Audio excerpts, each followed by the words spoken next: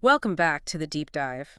You know, here in the UAE, we depend on something pretty vital, something we probably don't think about too much until it's not there. You're talking about electricity, right? Exactly.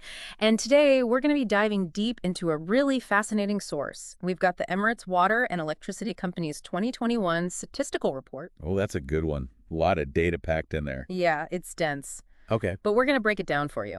Now, for anyone who might not know, EWE, that's Emirates Water and Electricity Company, they're basically the folks behind the power, literally. Yeah, the system operator. They handle it all. Right. They're the sole entity in charge of procuring all the water and electricity, not just for Abu Dhabi, but also for areas beyond.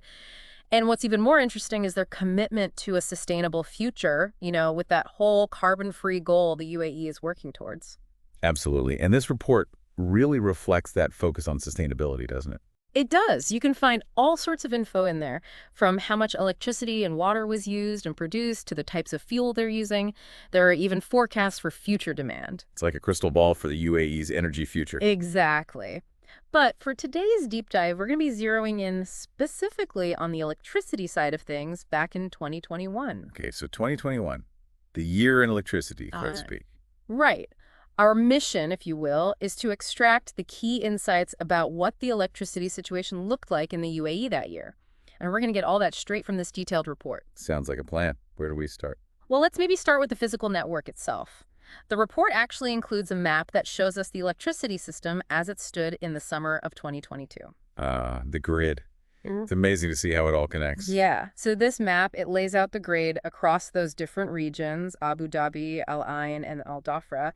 And the first thing that jumps out at you is how interconnected everything is. Oh, for sure. I mean, the electricity doesn't stop at the regional borders, right? Right. Not only do those regions connect, but the grid extends to other emirates and even beyond into the GCC network. It's a regional power grid, basically. Yeah. And when you look at the total capacity, the numbers are pretty impressive. You've got a firm capacity that's the reliable, always-on power of almost 18,000 gross MW. Wow, 18,000 gross MW. That's huge. Yeah, it is. And then on top of that, you've got this non-firm capacity. Think of that as maybe a bit more variable, coming in at over 4,800 gross MW. It just goes to show you the scale of the operation. Yeah, it's mind-boggling. Now, the challenge, of course, is managing the demand for all that electricity, which can fluctuate quite a bit. Oh, yeah, especially with the climate here. Hot summers, everyone cranking up the AC. Exactly. And the report actually has a graph that shows the trend of weekly electricity peaks from 2012 to 2021. Okay, and what does that tell us? Well, overall, you can see a definite upward climb. The demand for electricity just keeps going up year after year. That makes sense. Growing population, more businesses, more demand. Precisely. And that brings us to the historical peak and minimum demands, focusing specifically on the Abu Dhabi system. The report covers a pretty long time frame, all the way from 1999 to 2021. Okay, long-term trends. Interesting. What are we seeing there? Well, the numbers paint a pretty compelling picture. The average annual demand growth over that whole period, from 99 to 2021, was a solid 6.4%. 6.4%. That's a significant jump year on year. Yeah, and it gets even more interesting when you look at the earlier years. Back then, the growth rate was even higher, reaching a whopping 8.3%. Wow. So basically, there was a period where the demand was growing even faster. Right. And all of that just emphasizes the constant need to expand and upgrade the infrastructure to keep up with that growing need. Absolutely. And what about those minimum demand figures? I'm curious about the difference between those lows and the peak demand. Right. The report shows the ratio of minimum to peak demand over those years. That ratio can tell us a lot about how consistently electricity is being used throughout the year. If the minimum demand is close to the peak, it means the usage is pretty steady. But a big gap indicates those swings between high and low usage. And understanding how that pattern's changed over time can reveal a lot about consumption habits and how they've evolved. Makes sense. It's like, are people using electricity pretty consistently all year round, or are there big spikes at certain times? Exactly. Now, the report also dives into these things called system load duration curves. Have you ever looked at those before? I have, yeah. It's kind of like a condensed view of how electricity demand fluctuates over a whole year, right? Right. Imagine you're squeezing a year down into a single timeline. These curves basically show you what percentage of that year the electricity demand was at a certain level. So you can see, like, how much of the year was spent at high demand, medium demand, low demand, and so on. Exactly. And what's really cool is the report even compares the load duration curves for Abu Dhabi and the UAE as a whole to global averages for both water and power systems. Oh, that's a great perspective. Yeah, those comparisons can highlight how our energy consumption patterns here, driven by the climate and the types of industries we have, might differ from other parts of the world. Like, a hot climate means we use a lot more AC, which probably leads to sharper peaks in demand than you'd see in more temperate regions. Yeah, makes sense. Okay, so we've talked about the big picture, the overall trends. Let's zoom in a bit now. Okay, sounds good. What can you tell us about the 2021 electricity demand specifically for Abu Dhabi? Okay, so in 2021, if you compare the average demand in July, peak summer, everyone's blasting their AC, to January, which is more of an off-peak month, the difference is pretty stark. You can really see how much cooling needs drive the demand during the summer months. Yeah, that's no surprise. But I bet even on a daily level, there are some big swings, right? Oh, absolutely. The report actually breaks down the demand profile for the single day of maximum use versus the single day of minimum use. And the difference in total consumption is even more dramatic than what you see between the monthly averages. It really highlights how much the demand can fluctuate even within a single day. So managing that fluctuation, keeping the lights on during those peaks, Yeah. that's got to be a major challenge. It is. And to see how that plays out across the different regions, the report gives us the peak and minimum annual demand figures in gross MW, not just for Abu Dhabi, but also for Al Ain, Al Dhafra, and then the total for the whole system. And this data goes all the way back to 1999. 1999, that's a lot of data. It is. And for 2021 specifically, the report tells us that the highest point of electricity demand for the entire system happened on July 13th, while the lowest point occurred on January 16th. Knowing those precise dates when the system was under the most and least stress, that's got to be vital for the folks managing the grid. Oh, yeah, absolutely. It helps them anticipate those peaks and make sure they have enough capacity to meet the demand. Right.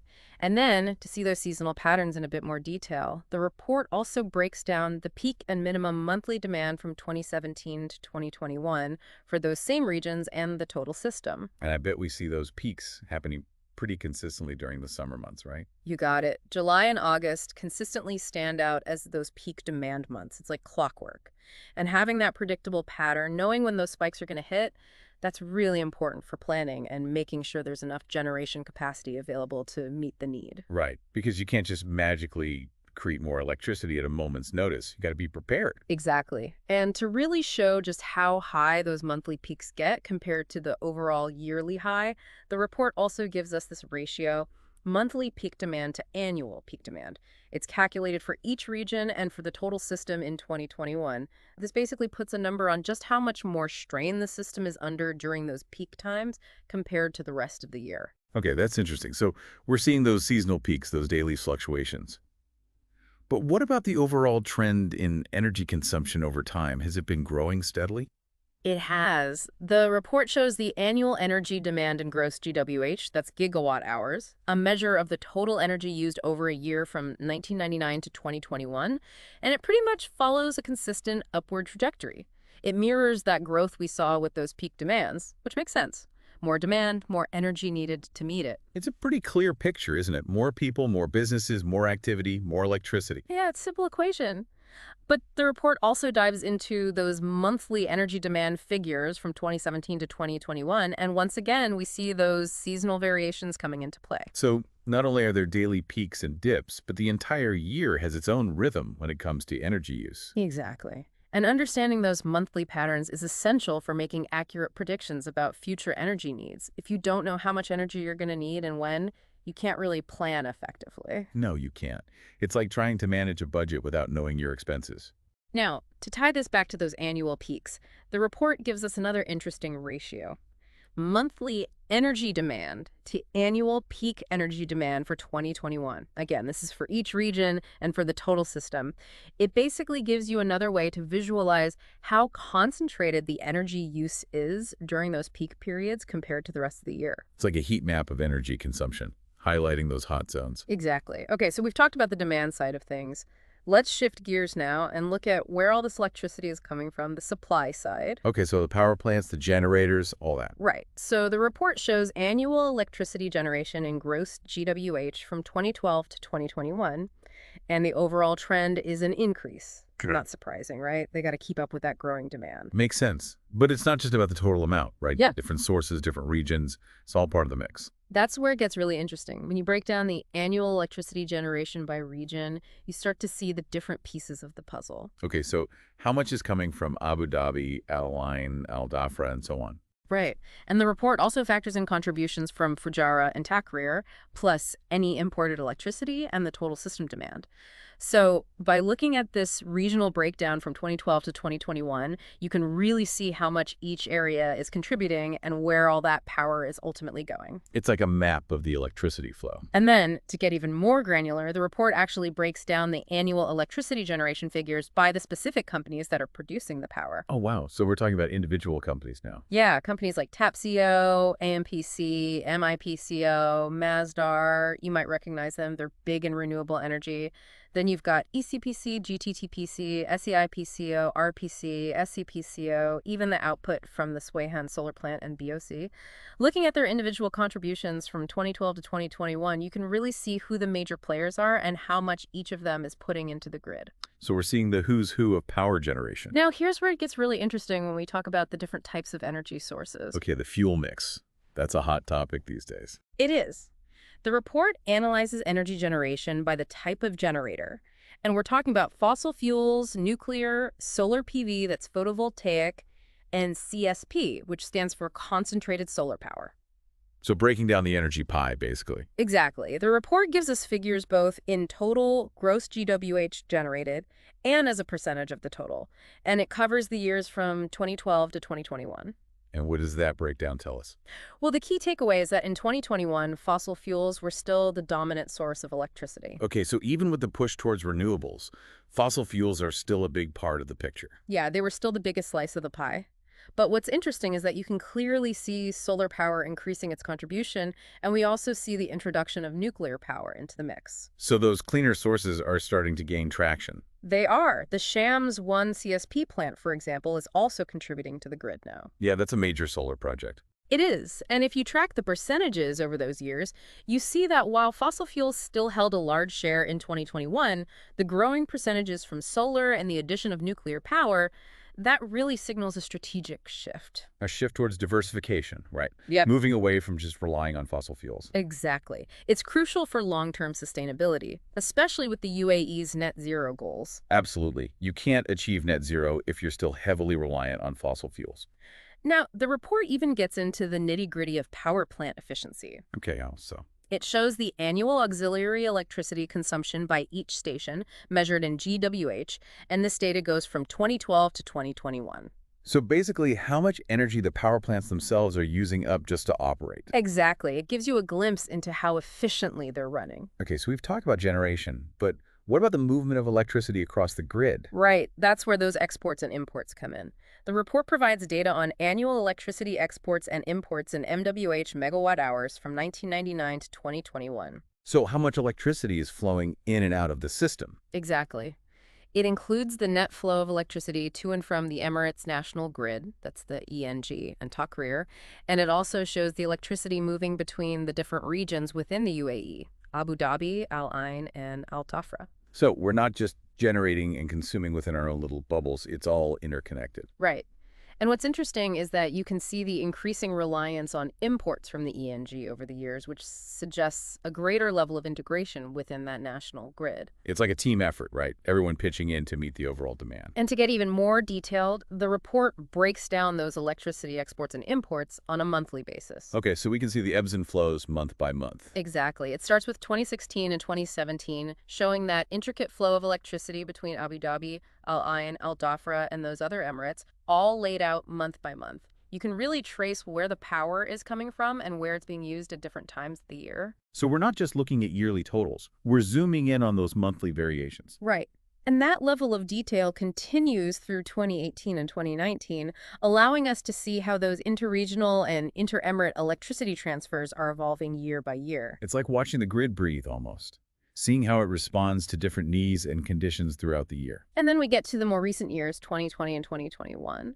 By analyzing the monthly data for those years, we can see any significant changes in those flow patterns, maybe due to new power plants coming online or shifts in demand caused by things like economic activity or even weather patterns. Right, so we're looking for those blips on the radar, those moments where the flow changes direction or intensity. Exactly. And what's notable in 2021 is that the data specifically shows those net imports from the ENG into Abu Dhabi, highlighting that reliance on the national grid. Okay, so it's like Abu Dhabi is drawing more power from the wider national network. Right.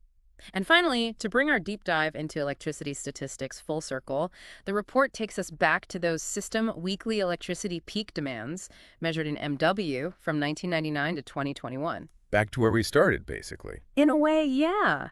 It reinforces that long-term trend of increasing peak demand that we've been talking about. And the report also presents that same data as a percentage of the annual peak for each year, which gives us another way to see just how intense those peak loads are relative to the overall yearly high. It's like a reminder of those moments where the system is really being pushed to its limits. So stepping back and looking at all of this, what can we say about the state of electricity in the UAE in 2021? Well, I think the big takeaways are, first, that demand for electricity just keeps going up. It's a consistent trend, and it's being met by an expanding generation capacity. Right, we're building more power plants, connecting more sources. But the second takeaway is that the mix of energy sources is changing. While fossil fuels were still dominant in 2021, we're seeing those cleaner sources, solar and nuclear, starting to play a bigger role. And that diversification is only going to become more important as we move towards that net zero goal. Absolutely. And the third takeaway is that interconnectedness of the grid. The increasing reliance on imports from the ENG, that shows a collaborative approach to making sure everyone's electricity needs are met. It's like a network of energy sharing. Exactly. Yeah. Now, it might be a little surprising to some people to see how much we still rely on fossil fuels, given all the talk about renewables. But the data shows that the shift is happening, maybe not as fast as some would like, but it's definitely happening. The gradual transition. And this report, it really gives us that detailed, data-driven view of what the electricity landscape looked like in 2021. It's a snapshot in time, capturing those established trends and those emerging changes in a rapidly evolving energy sector. So with that in mind, here's a thought for you, our listener. Given the UAE's ambitious goal of achieving net zero by 2050, how do you think these electricity generation patterns will continue to evolve? What role do you see solar, nuclear, and other technologies playing in shaping the future of electricity in the UAE? It's something to think about. Yeah, food for thought. We encourage you to explore those questions, maybe dive into some more reports and data on the UAE's energy transition. It's a fascinating journey. It is. Thanks for joining us today on The Deep Dive.